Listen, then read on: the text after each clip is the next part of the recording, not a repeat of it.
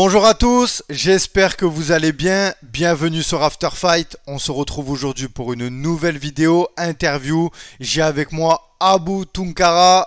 Abou, comment tu vas? Salut Kevin, très bien et toi? Ouais, ça va super. Je suis trop content de te recevoir sur mon podcast. C'est un plaisir. Abou, est-ce que tu pourrais te présenter rapidement pour les auditeurs qui ne te connaissent pas encore, s'il te plaît? Donc, moi aussi, c'est un honneur d'être présent dans ton podcast. D'ailleurs, j'aime vraiment ce que vous faites, toi et Guillaume. Donc, moi, c'est Abou Tunkara, donc combattant de MMA, palmarès de 9 victoires, 5 défaites. Donc, j'ai commencé le MMA en 2013. Donc, voilà. J'ai un background en grappling jiu-jitsu brésilien. Et puis j'ai développé par la suite voilà, mon panel. Allez, Abou, la première fois que tu as vu du MMA, la première fois que tu as vu passer du MMA, c'était à la télé, c'était en vrai. Raconte-nous ton premier souvenir. Bah écoute, la première fois. Pour la première fois, c'était, je crois, dans les années 2007. Et en fait, j'ai pas du tout apprécié. Je crois que c'était le Pride à l'époque. Ok. Et c'était un pote, en fait, qui était fan de sport de combat. Et en fait, il regardait ses vidéos et tout, et moi, j'ai pas aimé, tu vois, parce qu'il y avait des frappes au sol, etc., etc. Donc, je connaissais pas, j'étais pas éduqué à la discipline, tu vois. Et ensuite, dans mon quartier, à Argenteuil, c'est où j'ai grandi, au château, ils avaient le jeu UFC. Donc, on avait un local à disposition, ils avaient le jeu UFC, et à un moment donné, il y a un pote qui me passe la manette, tu vois, pour jouer. Et j'ai dit, vas-y, je joue et tout. Et j'ai kiffé. Tu te rappelles, c'était quel combattant que tu jouais? John Jones? Non, je crois que c'était Forrest Griffin. Incroyable. C'était l'UFC lequel? C'était le 1? C'était le 2000, UFC 2009, il me semble. Ah, 2009, d'accord, ok. Ok. UFC 2009. Incroyable. Et c'est incroyable ce que tu me dis, c'est étonnant que t'aimais pas ça quand tu l'as vu. Ça me fait penser à justement, ben, on est dans l'actualité. Sean O'Malley, la première fois qu'il a vu du MMA, il a eu exactement la même réaction. Il a pas kiffé. Il a Ah, pas ok. kiffé, donc c'est ouf quand même. Et aujourd'hui, bon, t'es un combattant professionnel, t'en as fait plus ou moins ton métier. Donc franchement, c'est ultra intéressant ce que tu me dis là.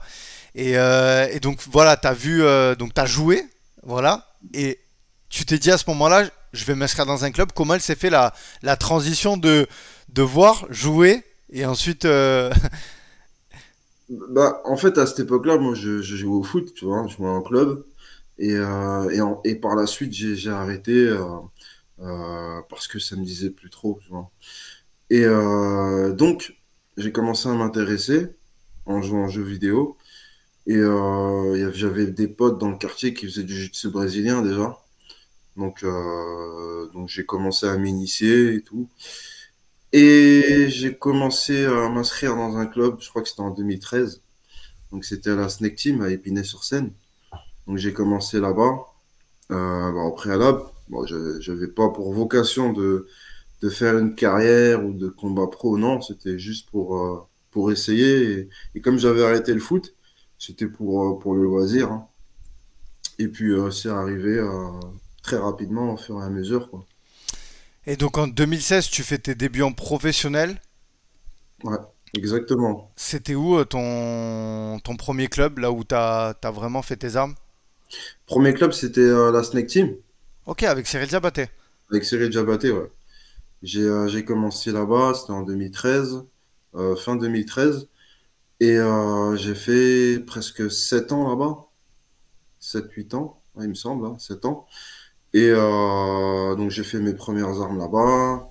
Premier combat, c'était à l'OFC en Belgique. Donc c'était une organisation franco-belge. D'ailleurs, il y avait, comme tu es de Marseille, le matchmaker, c'était David Ducas. D'accord, ouais. Ouais. Donc c'était une organisation assez particulière. Je sais pas si tu as connu l'OFC. Non. Non, pas du tout. J'en ai Bah, déjà entendu parler de nom, mais j'ai jamais vu de combat à proprement parler. Ouais. C'était un peu une sorte de fight club, tu vois. D'accord. Ouais. Mais Bon encadré, souvenir? Ouais, de ouais, bons souvenirs. ouais. Bon souvenir. Ouais. Et puis voilà. Et en 2020, tu vas au Brave?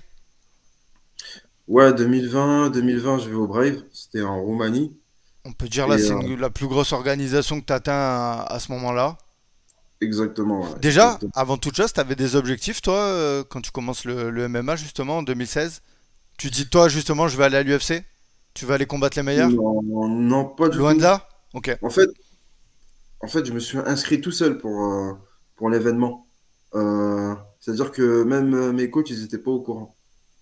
Parce que je me rappelle à l'époque, à l'OFC, tu devais faire une candidature. C'est-à-dire que tu m'as t'envoyé ton nom et tout, etc. Et 1 ou 2 semaines après, tu avais la fight card qui sortait avec le nom de ton adversaire. Et j'ai su comme ça que j'allais combattre, en fait. Et après, je l'ai dit à mes coachs. Et bon, ils n'ont pas, ça leur a pas plu, tu vois, parce que je l'ai fait dans leur dos. Mais bon, ça a payé, quoi. Et 2022 Bellator aussi? 2022 Bellator. euh, bon, le souvenir n'est pas Ouais. forcément. Voilà, je me blesse au Bellator. C'est un combat qui avait bien commencé pour moi, où j'avais quand même une certaine domination malgré la blessure. Donc je finis le round, mais bon, voilà. Et en 2022, tu vas au Bellator? T'es rappeur, non? Pardon? T'es rappeur. Pourquoi tu me dis ça? Parce qu'il y avait, comment dire, je t'ai dit Bellator et ensuite Ouais, Venator. ouais, on a changé la lettre, voilà. Mais on va y venir, parce qu'en 2022, justement, tu affrontes un combattant qui s'appelle Manolo Zecchini, qui est connu aujourd'hui, parce qu'il va affronter un certain Morgan Charrière à l'UFC. Il me Ouais. semble qu'il a combattu et qu'il a battu que deux Français. Tu en Ouais. fais partie. Est-ce que tu peux nous rappeler, nous parler un peu de ce combat et au passage, ben, quel conseil tu pourrais donner à Morgan, toi, et qu'est-ce que tu en as pensé de ce combattant? Bah écoute, déjà c'était une organisation un Italienne. peu spéciale, italienne, ouais. Donc c'était dans une ville, d'ailleurs je me rappelle plus le nom. C'était vers Bari, il me semble. Donc l'adversaire Manolo Zecchini, euh, bah écoute, je dirais que c'est un adversaire dangereux, c'est-à-dire dangereux dans les phases de corps à corps et de boxe. Donc je pense que c'est un adversaire qu'il faut pas prendre à la légère. Euh, mais je vois Morgan gagner, tu vois. Si je peux donner un avis. Bien sûr, bien sûr. Moi, je le vois gagner parce que moi, il m'a mis KO, tu vois, il m'a mis KO. Mais c'était un accident. C'était un accident dans le sens où on était dans une phase de clinch. J'envoie un direct et je crois qu'il envoie une sorte de overhand enfin comme ça, tu vois. Et il me touche derrière la tête et je suis déconnecté et je tombe et j'essaie de me relever. Au moment où j'essaie de me relever, je vois qu'il arrive avec son genou et il me KO, tu vois. Donc c'était un accident. Mais dans toutes les phases, je vois Morgan l'emporter. Parce qu'il n'est pas exceptionnel. Il n'est pas exceptionnel, mais il est dangereux parce que c'est quelqu'un qui aime bien la bagarre, qui est fougueux. Et puis on a pu voir un peu sa personnalité ces derniers temps sur les réseaux. Donc ça, par contre, je savais pas, tu vois. Mais D'accord. je l'ai su par la suite, mais tranquille. Ouais, tranquille, hein. C'est ça. Ça reste un combattant dangereux, c'est ce qu'on retiendra. Et hâte de voir ce combat en tout cas. Ben, on en revient à toi. Ensuite, t'es parti à l'Hexagone. T'as brillé clairement, deux victoires. Ouais, Ensuite, tu pars à l'Octagone. ouais, Là, ben, clairement, tu as eu un combat, c'était un gros test. J'en parlais justement avec Guillaume dans le journal du fight. C'était Bushinger, Ivan exactement. Bushinger. Donc 40 victoires et 8 défaites. Ça a été un gros combat quand même, hein. Tu peux revenir un peu sur ce fight? Il y a les images qui s'affichent à l'écran. Ouais, ouais, bien sûr, bien sûr. Bah écoute, un combat, on va dire, difficile, euh, avant même le combat. Pourquoi? Parce que j'affronte un vétéran, ancien champion de GM1, ancien champion du Cage Warriors, en double champion de Octagone, ancien double champion, pardon. Et donc c'est un adversaire avec beaucoup d'expérience. Mais Guillaume et moi, on le voyait, on se voyait battre en fait, tu vois, stylistiquement parlant, parce que c'est des styles qui font les combats. Cependant, j'étais quand même blessé. J'avais une blessure très importante à la main. Je sais pas si Guillaume t'en a parlé. Donc j'avais une blessure très importante à la main. Et j'ai décidé quand même de maintenir le combat parce que tu connais les organisations comme ça. euh, parce que lui, il est signé là-bas, c'est la star là-bas, etc. Si au dernier moment, Ouais, tu l'opportunité, décides tu devais la saisir, quoi. c'est une opportunité. Et puis, voilà, j'ai fait en sorte de soigner ma blessure. Donc, pendant le camp d'entraînement, j'ai pas fait de sparring, hein, j'ai fait que du sol et que de la prépa, tu vois. Et ça n'a pas suffi. Mais je suis quand même content de mon combat, malgré tout, parce que j'ai gagné le premier round. Je l'ai mis dans des situations assez délicates. Il avait réussi à m'amener au sol sans capitaliser. Au deuxième round, j'ai eu une baisse de régime vers la fin, en sachant que je dominais quand même le deuxième round. Mais il avait énormément d'expérience et je pense que ça lui a permis de l'emporter. Ouais. Et pour rappel, justement, Bushinger, je crois il a battu Mansour Barnaoui, hein. Enfin, c'est pas, je crois, c'est. Ouais, ouais, il a Ouais, battu donc Mansour, ouais. je crois- C'est un mec sérieux, c'est tu c'est vois. un mec sérieux, donc il y a pas de honte à perdre face à lui, hein. Et comme tu l'as dit, l'expérience qu'il y a entre toi et lui, c'était quand même un fossé, mais l'opportunité s'est présentée à toi.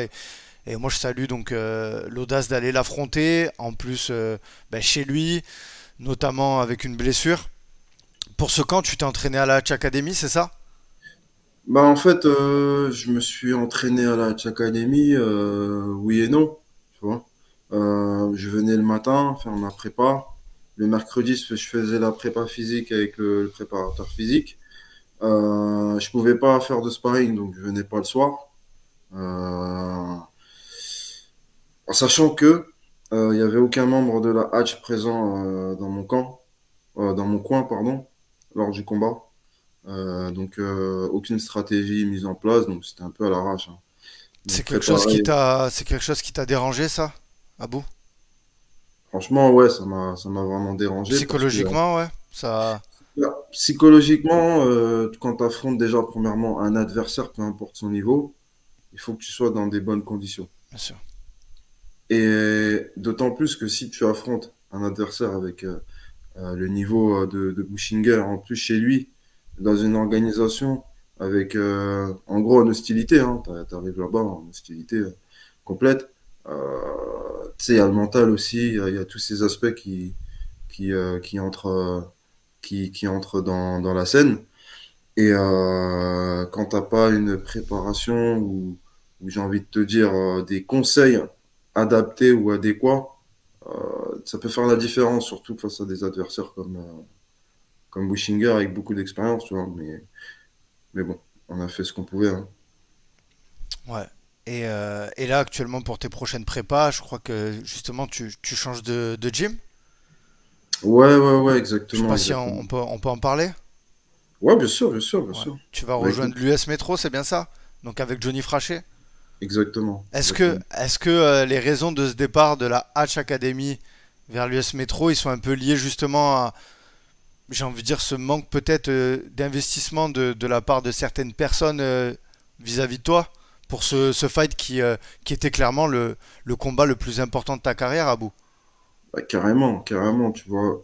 Tu sais, en réalité, enfin, j'ai envie de te dire, tu sais, là, Sans remettre la faute, pardon, excuse-moi de te couper, sans remettre la faute sur les entraîneurs ou sur quelconque personne, hein, parce que voilà, c'était toi le principal concerné lors du combat, mais ça, comme tu l'as dit, ça a joué sur le mental justement, peut-être.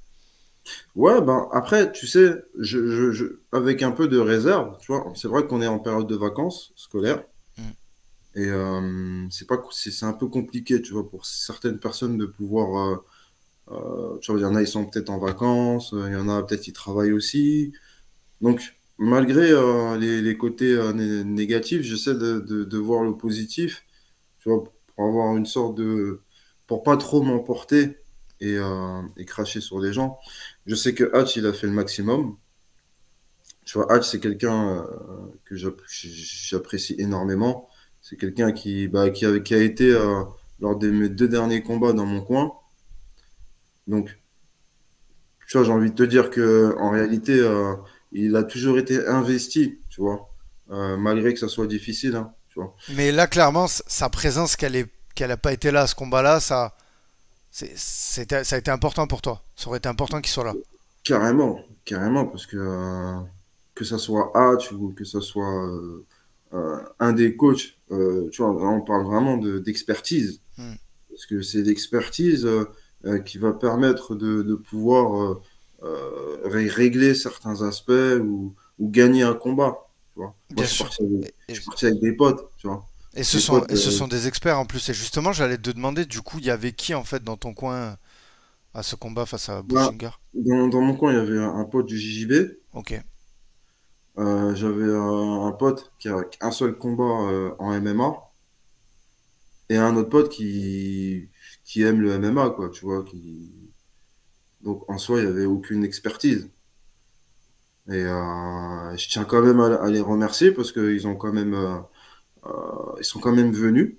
Il y en a qui sont venus à leurs frais, qui ont laissé leur famille et tout, etc. Donc, c'est comme je le disais, hein, il y en a qui veulent que tu réussisses ou que tu gagnes et t'en as qui font semblant. En réalité, si tu veux que la personne gagne, tu fais le nécessaire, tu vois. Il y a toujours des solutions. Mais bon, après, c'est comme ça, hein.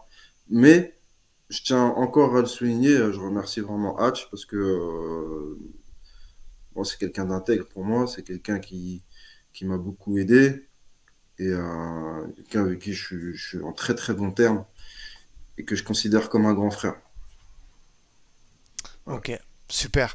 Et moi, je voulais juste rajouter, et franchement, je comprends parce que justement, on sait son expertise à Hatch et l'avoir dans son coin, clairement, c'est une force quand on va dans un fight, hein. Donc, Bah, moi, c'est- je comprends vraiment, je me mets à ta place et je comprends que ça a pu te manquer, tu vois.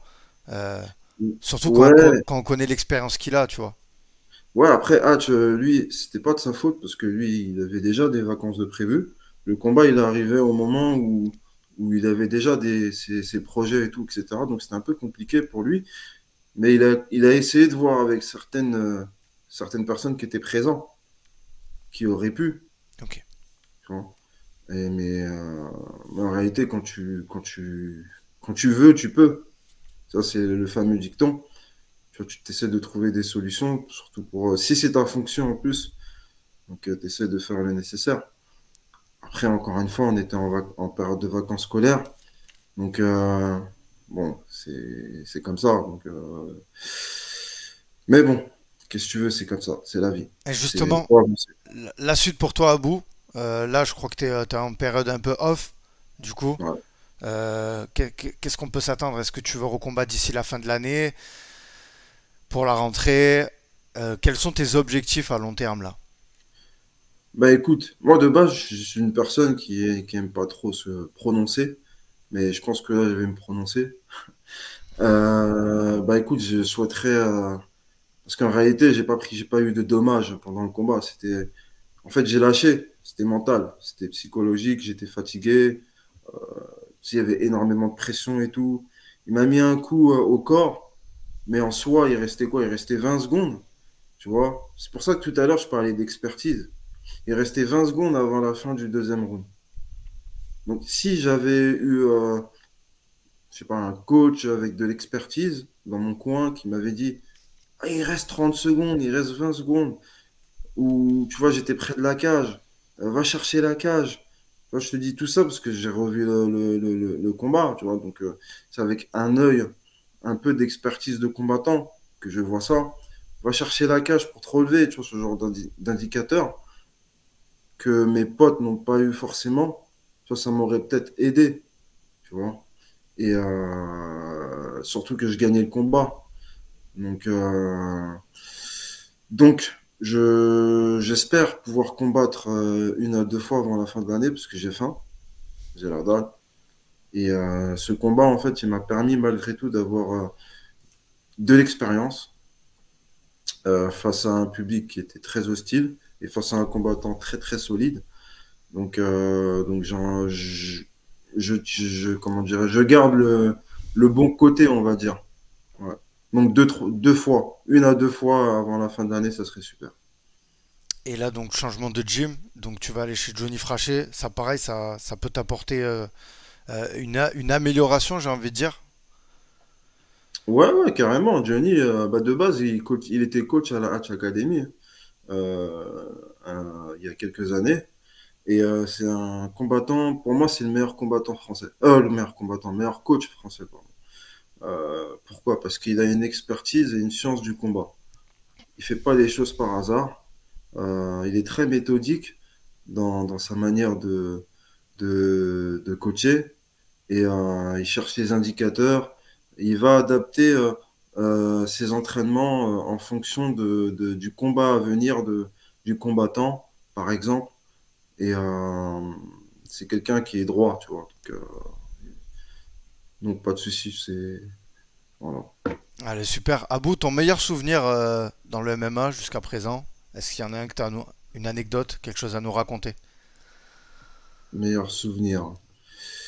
Je dirais, euh, je dirais la victoire au Brave parce que je revenais d'une opération du genou, une blessure que je m'étais faite face à Tona Kroll, c'était à l'European Beatdown. Donc j'avais perdu parce que je m'étais fait une rupture du ligament externe. Et 7-8 mois après, je reviens et je gagne mon combat en étant diminué hein, en plus. Hein. Et donc du coup, c'est un très très bon souvenir. Et Et en plus, ouais, vas-y. j'avais Guillaume dans mon coin. Ah, bah justement, en allant parler, j'allais dire, t'as un beau t-shirt de la BTT, de la Bulgaria Top Team. Ça fait longtemps que t'es managé par la BTT, par Guillaume justement et JB? Ouais, bah écoute, ça fait quoi? Ça fait à peu près. C'est 2019, hein. Ok. 19, depuis 2019. Non, depuis fin 2018. Donc ça fait ouais, presque 5 ans. Tu peux nous dire un peu ce qui t'apporte, enfin les relations que vous avez, toi comment tu te sens au sein de ce management? Bah écoute, la BTT, c'est la famille, tu vois. C'est la famille dans le sens où j'ai participé à presque tous les camps de la BTT en Bulgarie. C'est pour moi à l'heure actuelle, parce qu'il faut rester quand même assez lucide et objectif. Pour moi, c'est la meilleure boîte de management en France. Et ce sont parce que tu as cité aussi JB, ce sont des personnes intègres, droites. C'est-à-dire que s'ils pensent un truc, ils te le disent clairement. Il n'y a pas de traquenard ou de, tu vois ce que je veux dire, ou d'hypocrisie. Non, s'ils disent écoute à bout, ça c'est pas bon, ça c'est bon, ben voilà, tu vois. Et puis voilà, et puis il m'apporte aussi du soutien, de bonnes perspectives. Et, et comme il l'avait si bien dit, quand on gagne ensemble, quand on perd ensemble. Donc voilà, donc il y a cet aspect aussi, euh, tu vois, qui est très important et qui est présent. Abou, on arrive en fin d'interview. Chez After Fight, à chaque fin d'interview, il y a le five. C'est le petit quiz de 5 questions avec deux choix de réponse. Est-ce que t'es prêt? Ouais, let's go. KO ou soumission? Soumission, Entraînement ou fight? fight, Cardio ou musculation? cardio. Coca normal ou Coca zéro? Coca zéro maintenant. Et ton repas préféré? hors diète. Pizza. Allez, c'est bon. Abou, je te remercie de m'avoir accordé du temps. C'était vraiment un plaisir de réaliser cette interview de toi. J'espère que les auditeurs apprécieront tout autant. T'es toujours le bienvenu chez After Fight. Voilà. Suivez sa carrière. Allez le suivre pardon, sur ses réseaux. Tout est en description. Si tu as des personnes à remercier, je te laisse le mot de la fin pour clôturer le podcast. Bah déjà, merci à toi, Kevin. Tu fais du bon taf. Je kiffe vraiment cette émission, notamment le journal du fight avec Guillaume. Et bah écoute, je tiens à remercier toutes les personnes tous les auditeurs, personnes qui regardent After Fight, les personnes présentes dans la scène du MMA.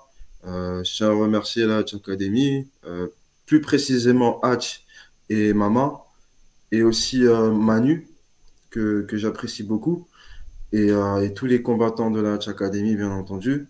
Je tiens à remercier tous mes coachs, que ce soit du JJB, que ce soit en boxe, ou voilà, et tous mes anciens coachs, les prédécesseurs. Donc, dans la vie, il faut savoir être reconnaissant.